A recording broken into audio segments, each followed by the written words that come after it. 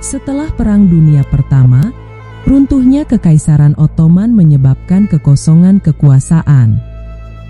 Prancis dan Inggris secara diam-diam mengambil alih kekuasaan dengan merahasiakan perjanjian Saïx-Picot pada tahun 1917 dan hanya membagi wilayah di antara mereka. Hal ini bertentangan dengan janji sebelumnya dalam korespondensi McMahon Hussein tahun 1915 hingga 1916 yang menjanjikan wilayah Palestina dan seluruh semenanjung Arab akan menjadikan wilayah Palestina menjadi negara Arab yang baru jika mereka membantu Inggris melawan Ottoman. Pada saat yang sama, organisasi Zionis yang dipimpin oleh Chaim Weizmann memiliki rencana untuk wilayah tersebut. Dalam konferensi perdamaian Paris tahun 1919, mereka mengusulkan pembentukan tanah air Yahudi di Palestina. Wilayah yang mereka inginkan termasuk area yang sekarang menjadi Israel, bagian barat daya Suriah, Yordania, dan selatan Lebanon. Orang-orang Arab atau Palestina yang tinggal di wilayah ini tidak diberi kesempatan untuk berbicara selama diskusi. Pemukiman Yahudi di Palestina bukanlah upaya kolonial, tetapi mereka mengatakan kembalinya orang Yahudi ke tanah leluhur mereka. Pada tahun 1917, pemerintah Inggris secara tidak langsung mendukung pembentukan negara Yahudi di Palestina melalui Deklarasi Balfour. Deklarasi ini dikeluarkan oleh Menteri Luar Negeri Inggris Arthur Balfour kepada pemimpin Zionis, Lord Walter Rothschild. Keputusan Inggris untuk mendukung Zionis sejalan dengan kepentingan geopolitik mereka, terutama mengenai terusan Suez di Mesir.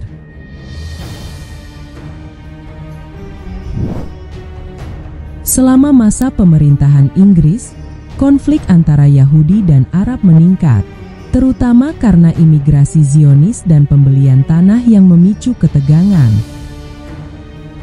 Pada tahun 1936, ketegangan ini memuncak dalam protes keras Arab. Sebagai respons, akhirnya Inggris mengusulkan pembagian Palestina menjadi dua negara, Yahudi dan Arab. Namun, proposal ini menimbulkan reaksi yang beragam yang mengakibatkan konflik Israel-Palestina yang berkelanjutan.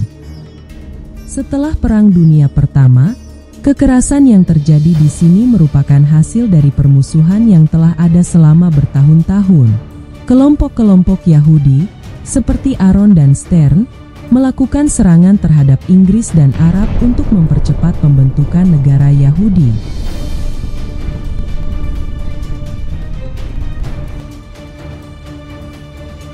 Pada tahun 1947, PBB mengusulkan pembagian wilayah menjadi dua negara, Yahudi dan Arab. Rencana ini memberikan wilayah subur dan pantai kepada negara Yahudi, serta gurun Negev. Wilayah perbukitan dan jalur Gaza diberikan kepada negara Arab, tetapi Yerusalem dijadikan kota internasional karena penting bagi keduanya. Pembagian ini diambil sebagai langkah untuk memerdekakan negara Yahudi, namun para pemimpin Arab menolak mentah-mentah, menolak untuk mengakui adanya pembagian wilayah. Para pemimpin Yahudi mendeklarasikan kemerdekaan pada tahun 1948 dengan mendirikan negara Israel, dan deklarasi ini segera memicu tindakan Arab. Akhirnya Perang Israel meletus ketika negara-negara Arab menyerbu untuk menghancurkan apa yang mereka lihat sebagai pendudukan Zionis.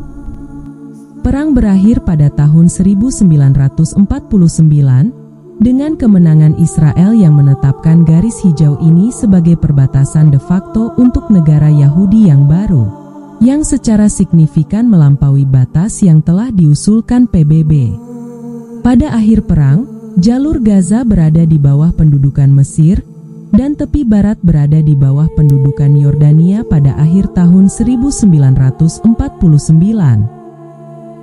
Lebih dari 700.000 warga Palestina terpaksa keluar dari tanah air mereka, dan banyak di antara mereka yang statusnya menjadi pengungsi. Peristiwa ini dikenal sebagai Nakba.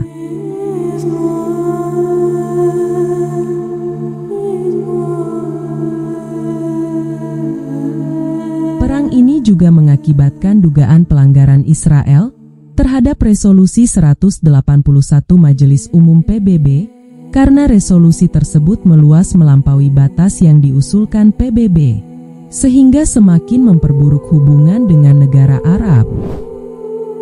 Pada saat yang sama, konflik perbatasan, masalah Selat Tiran, dan Suez tahun 1956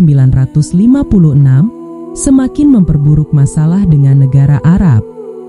Pada tanggal 5 Juni 1967, ketika serangan udara Israel terhadap lapangan udara Mesir menyebabkan koalisi negara Arab secara bersamaan mendeklarasikan perang dan menyerang Israel di berbagai arah.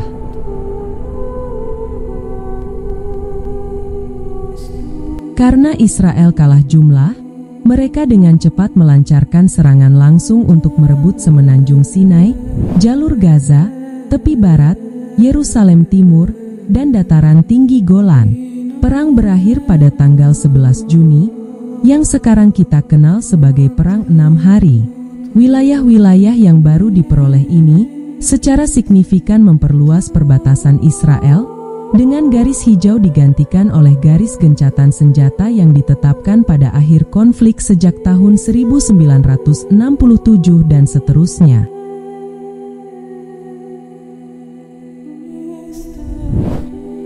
Setelah Perang 6 Hari tersebut meninggalkan ketegangan berkepanjangan di wilayah ini, negara Arab berusaha memulihkan wilayah mereka yang hilang dari Israel.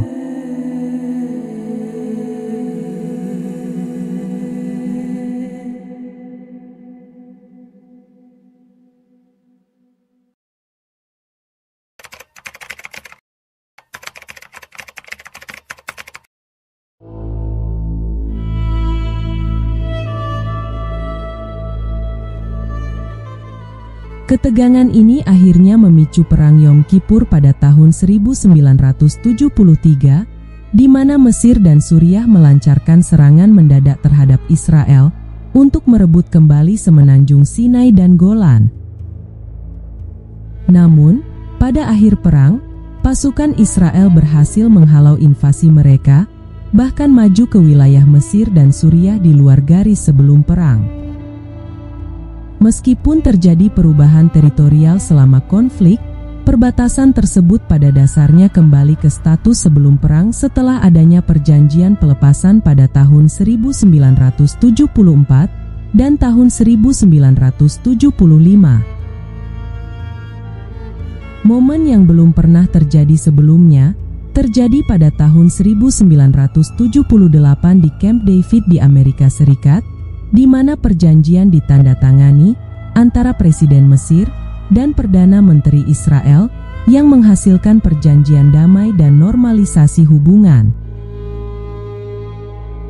Tahun berikutnya, berkat dari perjanjian ini, Israel mengembalikan semenanjung Sinai ke Mesir, sementara kekuasaan militer Israel atas tepi barat dialihkan ke otoritas semi-sipil di bawah Kementerian Pertahanan Israel.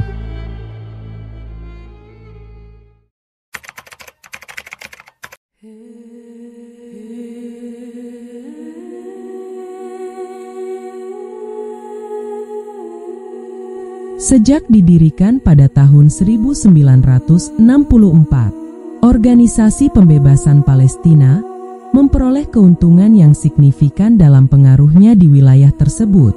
Mereka berupaya untuk menentukan nasib Palestina, yang menyebabkan negara Arab secara resmi menganggap mereka sebagai satu-satunya wakil sah rakyat Palestina. Pada tahun 1974, pengakuan ini menandai momen penting dalam perjuangan Palestina ketika pengaruh PLO mulai meluas ke negara-negara tetangga seperti Lebanon.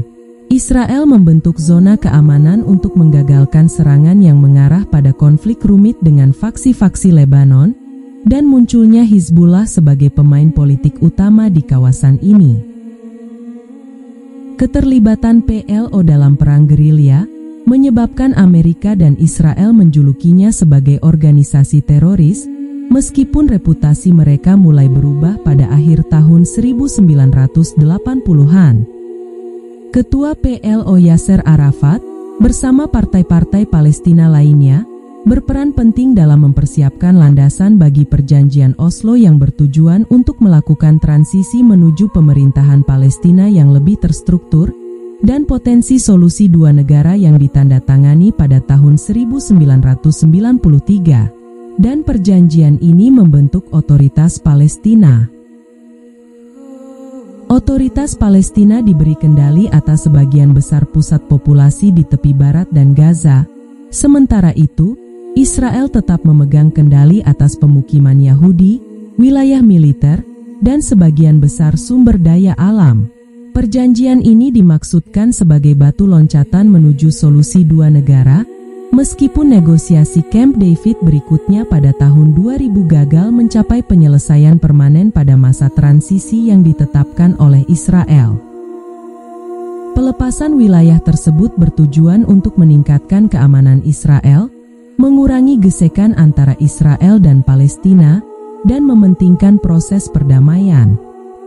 Namun, Israel masih mempertahankan kendali atas wilayah udara Gaza, perairan, dan penyeberangan perbatasan, kecuali perbatasan darat dengan Mesir yang dikuasai oleh Mesir dan Otoritas Palestina.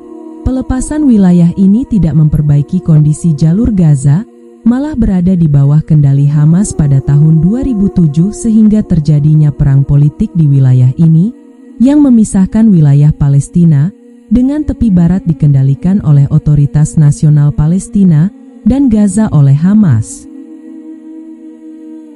Kondisi di Gaza sangat buruk akibat blokade Israel dan Mesir. Mereka bertujuan membatasi pengaruh Hamas di wilayah ini, yang menyebabkan konflik dan meningkatnya ketegangan antara Hamas dan Israel sampai sekarang.